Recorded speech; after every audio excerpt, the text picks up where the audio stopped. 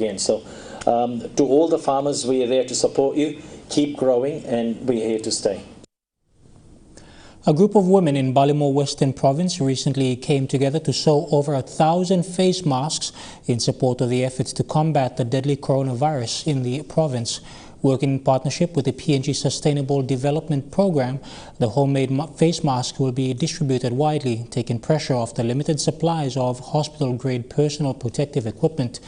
PNG SDP Aerial Health Patrol's General Manager Susan Allen said they have been working with these women since last December and they are committed to serve their communities. The group was also provided with train-the-trainer wash programs with a focus on infection control and patient care at home. The training included demonstrating correct hand washing techniques, including how to correctly wear a face mask. As schools around the country resume classes today, MTV News correspondent in Mount Hagen, Vasinata Yama, visited a private-run school which has put in place measures to prevent COVID-19. Trinity Christian Academy, an ACE school in Mount Hagen, is making sure students are practicing social distancing in classrooms and doing regular hand washing. The school has also given students sewn face masks to be worn at all times. School principal Paul Nam says some other prevention measures include banning school assemblies, sport, and other activities which may involve overcrowding. Classes missed will be replaced with homework and assignments for students to catch up with lessons they missed out on. Social distancing is one of the priority areas. We make sure they don't get together, they don't sit together, they stay separate. In the learning center too, we make sure that kids don't stay close to each other. Even when they stay close to each other, we have places where they have offices where they sit in their little office and they are confined to their little office. We don't want them to turn around and look into their friends' eyes and they talk to them and all these things. No, we don't want them to do that. And at all times, we make sure that they have the face mask on every day, from Monday to Friday, and from 8 o'clock to 3 o'clock when they get back home. Turning overseas, the British government is looking at ways which lockdown measures could be relaxed. Prime Minister Boris Johnson is due to set the next steps in getting the country back to work later this week. The total number of coronavirus deaths in the UK is now over 28,000. From trains as they used to look, to trains how they often look now. It leaves a huge question. How do you very carefully open things back up so more people can travel, but not too many? So I'm looking at the train, working with the train companies, unions and the rest of them, all of the above, and there are a series of different things that we can do, including, for example, staggering work times, working with business and organisations to do that. Classrooms empty or almost empty. Lockdown happened pretty much in one go. Tentatively loosening it is likely to make life more complicated. Wales's First Minister said today it would take 3 weeks to get schools back open from the moment the decision to do so was taken. And even then, it'll be phased. If we bring particular age groups back in first, that will allow us to spread them out through the school as a whole, enabling us to observe social distancing and therefore giving confidence to parents and teachers that we are resuming education in a way that puts the public health needs of those children at the very front of our decision making. Mr Drakeford said it'll be a decision for his government as to when this happens. Scotland's First Minister Nicola Sturgeon said the same today too. But take a look at this. This was Leeds this afternoon. Getting the country going again could involve more than just changing the rules. It's likely to require persuasion too. We've got very used to the mantra plastered across the lecterns you're stood behind. Can we expect a more subtle message to come in the next phase to mirror what could be a more subtle, a more nuanced set of rules? What we need to do, I think, is just to make sure that the on-the-ground advice that we give is sufficiently reassuring. I think it's about making sure that people feel that the pointers that we're giving about how a workplace can be safe are sensible, reliable, supported by employers and trade unions. I think, myself, that's the most important thing. Getting back from this to normality is going to be a long and difficult slog. The government is promising to set out the next steps next Sunday. Iran has the highest number of coronavirus cases in the Middle East, but its neighbor Iraq is now also trying to come to grips with an outbreak. Shame and stigma making people reluctant to admit they are sick or get tested in a country of 38 million people. Over 2,000 have tested positive, with nearly 100 deaths. Iraq thought it had nothing to learn from death. And then came coronavirus. In this ambulance is the body of Hassoun Rassan. The 72-year-old died of COVID-19. They've been turned away at checkpoint after checkpoint. Fear of infection has made him untouchable. Funeral rites are sacred here. And COVID-19 is upending centuries of tradition and ritual. There is no last goodbye for Hassoun Rassan.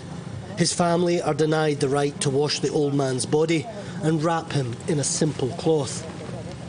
For the most devout, this is a fate worse than death. Instead, his funeral is left to strangers in the desert night.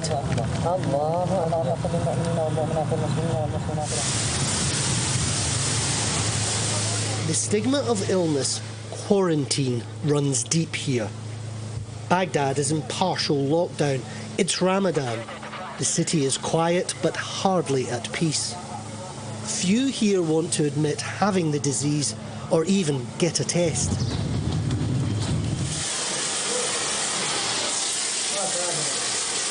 At Baghdad's Ibn al-Khatib hospital, Dr. Salman Hamid hasn't been home to his family since the end of February. They are on oxygen. Few of his patients came willingly. 72-year-old Hasna is now recovering from the disease, but she's still fragile. She's asking to go home. She sees herself as better than before, but I see that she is not stable until now to get out of the RCU. She will stay here. The doctor's workload is heavy, but Iraq's official COVID count is low. Fewer than 100 deaths in a country of 38 million people, but few trust those figures.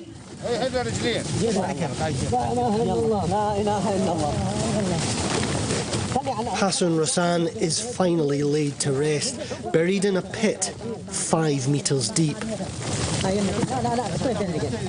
Far from generations of his ancestors and without his descendants at his graveside. For years, Iraq has been ravaged by death, but with coronavirus, nothing is sacred. Few families want an end like this. And now looking at the NASFund market report, the kina opened unchanged at $0.2910 US in the interbank market this morning. At Bank South Pacific, your kina is buying $0.2835 US, $0.4414 Australian, $0.2511 euro, and 29.64 Japanese yen. Looking at commodity prices at New York close, gold is trading higher, coffee, cocoa, and copper closed lower. Crude oil is trading lower, palm oil and copper closed lower. And on the stock market, the Dow Jones closed lower, the ASX 200 is trading lower, and the All Ordinaries is trading lower. True Guys Sports is next. Stay tuned.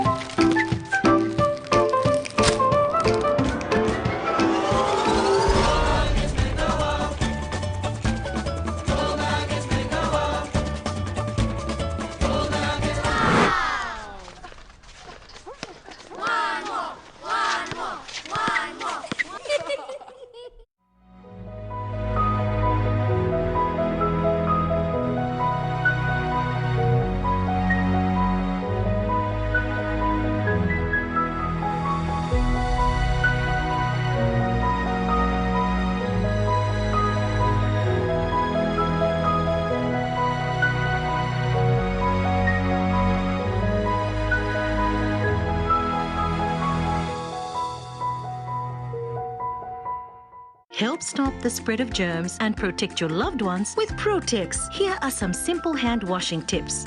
Use soap or liquid hand wash. Vigorously scrub hands in circular motion. Scrub in between fingers and nails. Do not forget the back of the palm and around the wrist. Rinse with clean running water. Dry hands with a clean paper towel or cloth.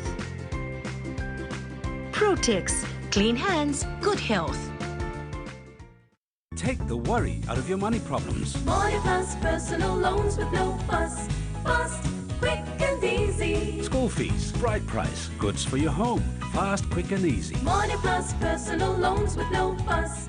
Fast, quick and easy. Medical, funeral and travel expenses. Refinance your existing loans with us today. And with fortnightly payroll deductions, it's responsible lending. Money Plus personal loans with no fuss.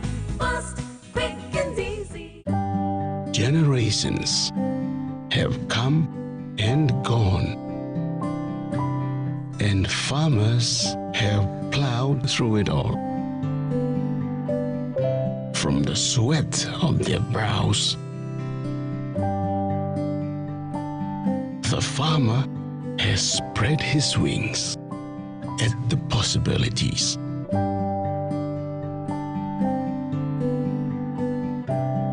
Harvesting the very essence of our land.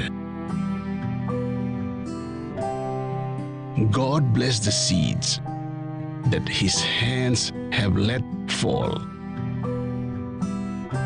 For the good farmer, he has fed us all.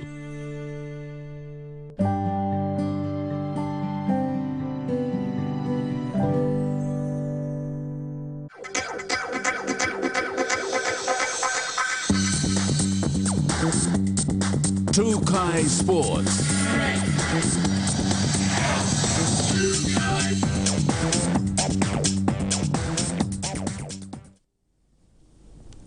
Welcome to testCastr Sports. The Kumul Petroleum National Soccer League competition is expected to return in June. And for Lae-based franchise Lae City FC, there is finally some good news. It is confirmed that Alwyn Komolong, the PNG defender, has signed with the franchise. The Kumul Petroleum National Soccer League competition is in recess due to the government's directives for a state of emergency in light of the COVID-19 pandemic. After 10 rounds of competition, the semi-professional soccer competition went into lockdown. Just before the lockdown, there were a few changes that happened in the competition. The leaders in the competition, Hekari United, had lost their position in the top of the ladder after losing to last place team Star Mountain FC. This allowed for new team VTS United to take over the lead. Hekari United, who had been in first place, moved to third position on the ladder. Currently in second place is Lae City FC. Lae City are the defending champions, but after their OFC championship campaign, a few changes was made with the replacement of Premiership winning coach Peter Gunemba and a few players walking away from their contracts. But some good news this week after Lae City made the announcement before the Oceania Club Championships. Finally, Alwyn Komolong, PNG men's national team defender, confirmed on his official Facebook page that he has finally signed with the Lae City franchise. Seen in this photo is Alwyn and Lae City franchise owner Ian Cho. Alwyn Komolong wrote on his official Facebook page, "Glad to finally put pen to paper at Lae City FC. Thank you to Ian Cho for the opportunity to play again. Looking forward to the challenge once the NSL gets going again." That ends testCastr Sports. The weather details coming up next. testCastr Sports.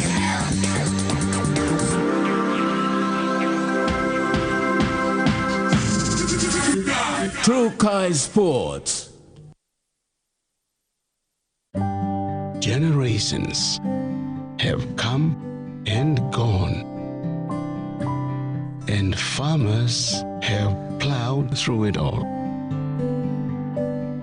From the sweat of their brows,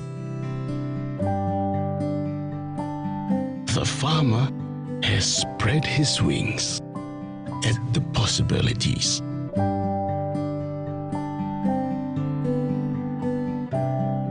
harvesting the very essence of our land.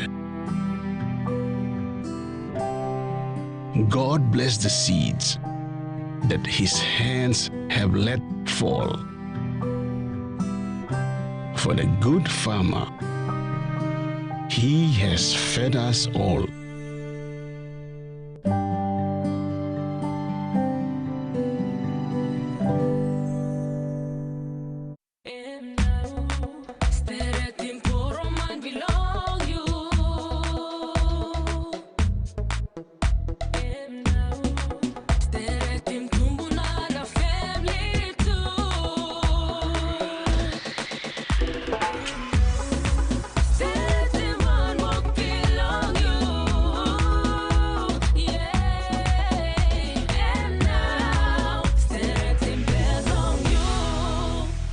A global pandemic has been declared by the World Health Organization. COVID-19 can be characterized as a pandemic. Our government, agencies of government, SOEs, business communities and the citizens of PNG are expected to mobilize and stand together to fight this common global enemy, COVID-19.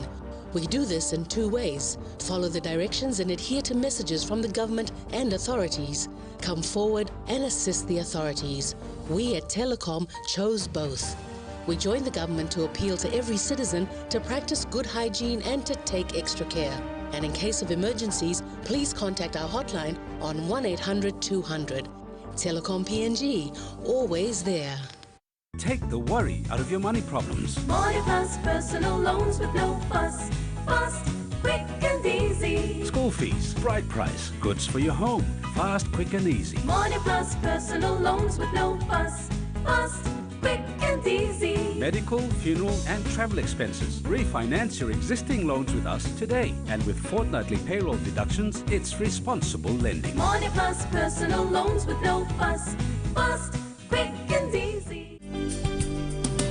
This weather update is proudly brought to you by Money Plus. With you always.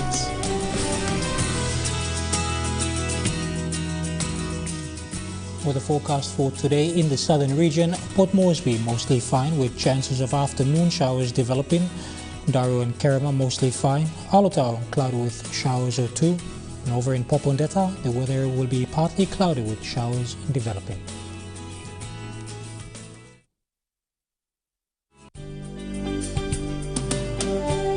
The weather update was proudly brought to you by Money Plus. With you always.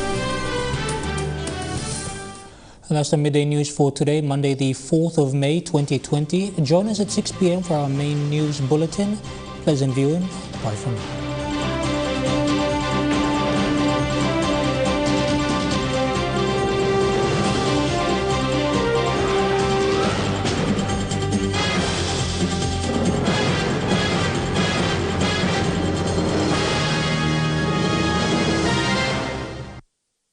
This news program was proudly brought to you by Highland